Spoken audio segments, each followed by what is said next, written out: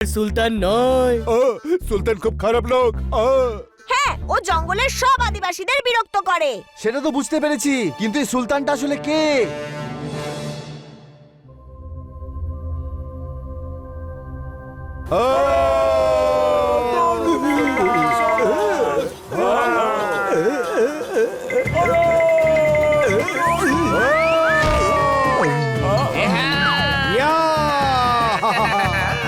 দারুণ, খুব ভালো।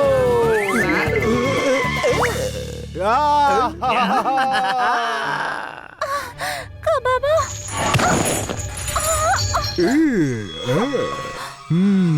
নাম আমার হাকিম, অত্যাচারে দি তালি। একটা ফোঁটাও যদি মাটিতে পড়ে আমি তোমাকে শাস্তি দেব।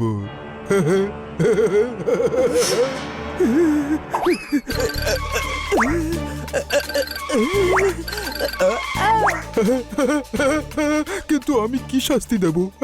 হুজুর, আমার মাথাতে একটা বুদ্ধি এসেছে। এই সুলতান, আমি বুদ্ধি আমার মাথায় আসবে, বুঝেছো? ভুল করে আপনার বুদ্ধিটা আমার মাথায় চলে এসেছে হুজুর।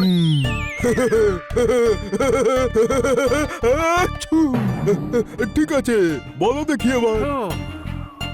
যদি এক ফোঁটা মধু মাটিতে পড়ে তাহলে ওর মাথাটা ধরে মৌমাছির চাকের মধ্যে ঢুকিয়ে দেও। তোমাদের কি মত? হতেই হবে, মন্ত্রীর মাথায় এলেও বুদ্ধিটা তো আমারই, তাই না? মন্ত্রী, এসব বুদ্ধি আমার মাথায় কেন আসে না? মাথা থাকলে তবেই তো আসবে না। কি বললে? মাথা খালি হলে তবেই তো ঢুকবে না হুজুর। আপনার মাথার মধ্যে সারা জগতের যত চিন্তা ঢুকে আছে না।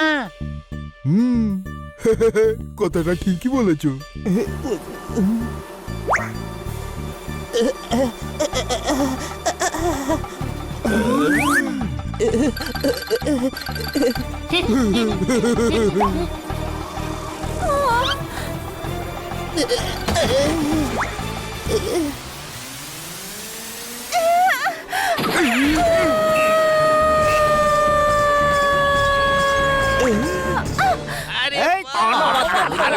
বেঈমান, বিশ্বাসঘাতক, ঠকবাজ, এদের দুজনকে ধরে মৌমাছির চাকে পুরো দাও। হুজুর, আমার কথার উপর কথা, এই মন্ত্রীকেও ধরে মৌমাছির চাকে ঢুকে দাও, ঢুকে দাও। না হুজুর, আপনার একটা অদ্ভুত বুদ্ধি আবার আমার মাথার মধ্যে চলে এসেছে। আমার এই বুদ্ধিগুলো আমার মাথাতেই কেন আসে না? বলো তো। মাথা থাকলে তবেই তো আসবে না। কি বললে? আরে আমি বলতে চাইছি, আপনার মাথার মধ্যে এত সব চিন্তা, ছোট ছোট বিষয়ের বুদ্ধি কি করে ঢুকবে? কথাটা তো ঠিকই, বলো এবার। হুজুর, আপনার ভাবনা চিন্তা এদের জন্যই ঠিক। আমার তো কারাগারে থাকা উচিত, যাতে আপনার বুদ্ধিতে এদের সমাজ আমাদের কারাগারে থাকবে। হুজুর, আপনি তো ভেবেছিলেন জঙ্গলের যত জাতি উপজাতি আছে তাদের রাজকুমার রাজকুমারীরা আমাদের কারাগারে থাকবে, যাতে সবাই আপনার সামনে মাথা নিচু করে।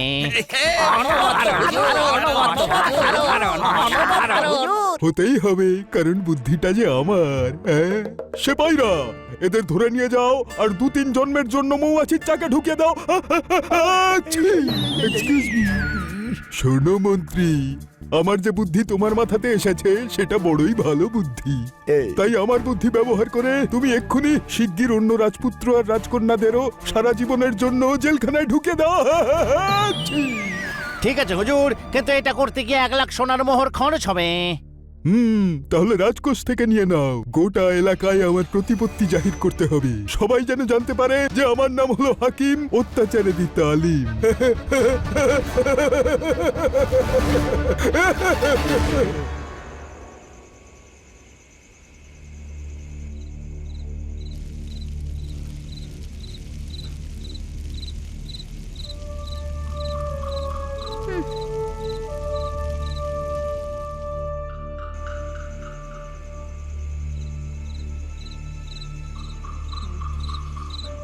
বাবা, আমাদের জাতির সবাই একে অপরকে সন্দেহ করে লড়াই করছে বোধহয়। হ্যাঁ বাবা, ওরা তো জানতেও পারবে না যে এই চাল স্বয়ং সুলতানের। আমাদের ওদের বলা উচিত। চলো এক্ষুনি গিয়ে বলি। শোনো, চুপ করে বসে থাক। অভদ্র, তোকে কি কেউ শেখায়নি যে রাজকুমারদের সঙ্গে কিভাবে কথা বলতে হয়? আমরা এখানে বন্দি কা বাবা। তাহলে আমরা কি করব বাবা?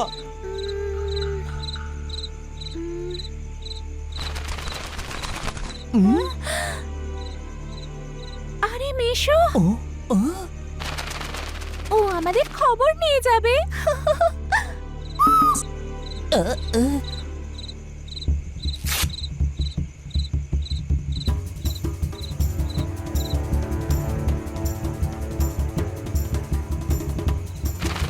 এই খবরটা পেলেই ওরা আমাদের বাঁচাতে আসবে।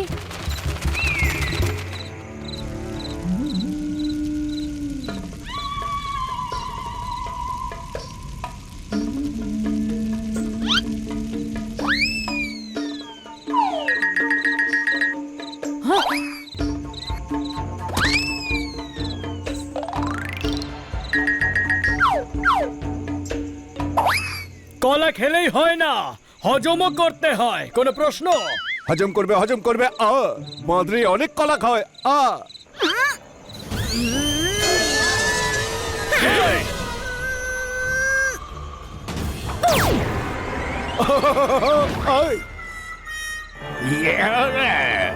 আমাদের গোষ্ঠী এক হয়েছে, আমরা নই। আমাকে বাঁদরি বললে মেরে তোমাকে বাঁদর বানিয়ে দেব। এক মাদ্রি সে তো বাঁদরই বানাবে সিংহ বানাবে নাকি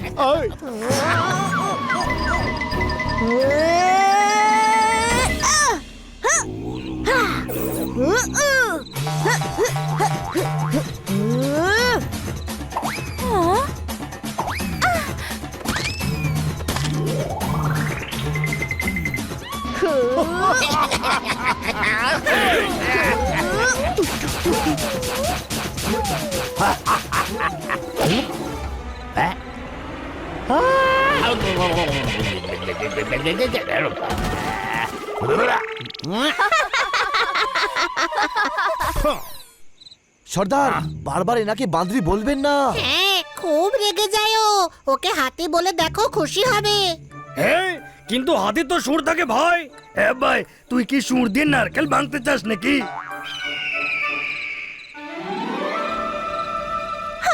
মেশোমশাই এসে গেছেন। আরে, এখানে তো গোটা সিস্টেমই খারাপ। বান্দরের মেশো বাজ পাখি। ওর ব্যাপারে কিছু বলো না তোমরা। ও হলো রাজকুমারীর পোষ্য। হ্যাঁ ভাই, পালিত লোকেদের আমি চালিত করতে চাই না। আরে চালিত নয়, পালিত। রাজকুমারীর পেট ওটা।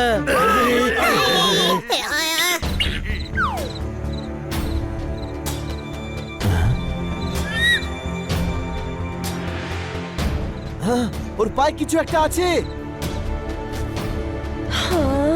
আমি আর কাবাবা সুলতানের কারাগারে বন্দি। হ্যাঁ, ছোট ভাই, তুই তো আমাদের সামনেই আছিস। আরে গাধা, রাজকুমারী আর রাজকুমার সুলতানের কারাগারে বন্দি। রাজকুমারী চিঠি লিখেছে। ভাইজান শুনেছো? Problem solve. তোমাদের বাচ্চারা সুলতানের কারাগারে আছে, যাও ছাড়িয়ে নিয়ে এসো। আমরা কেটে পড়ছি এক্ষুনি। না, সুলতানের সৈন্যদের সাথে লড়া আমাদের পক্ষে সহজ নয় আপনি চিন্তা করবেন না, ওদের ছাড়ানোর জন্য আমরা যাব।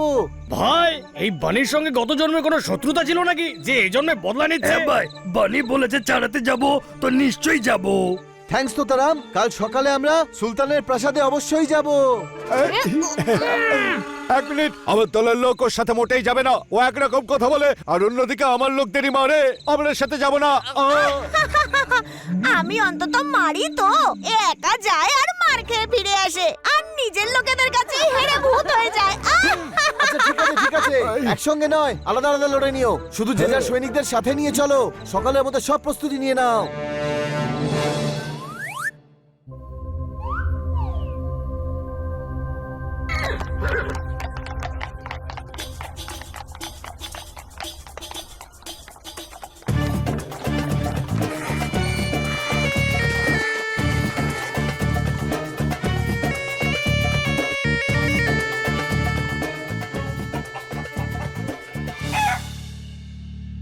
সবাই সতর্ক থেকো।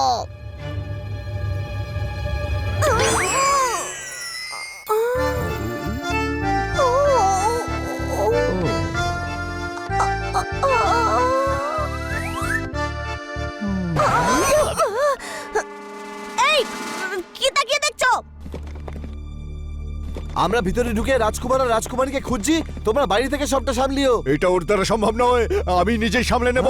কেন আমরা এখানে কলা খেতে এসেছি? আমি সামলাতে পারবো। আগে নিজেকে তো সামলাও। মাথা গরম করিও না, নয়তো তোমাকে সামলানোর জন্য 10টা লোক লাগবে। আরে বন্ধ করো তোমাদের ঝগড়া ঝামেলা, যে কাজে এসেছে সেই কাজে মন দাও। সবাই আলাদা আলাদা জায়গায় ছড়িয়ে পড়ো। সর্দার, আপনি আপনার লোকেদের সঙ্গে লেফটে, আর সেনাপতি আপনি আপনার মেয়েদের সঙ্গে রাইটে।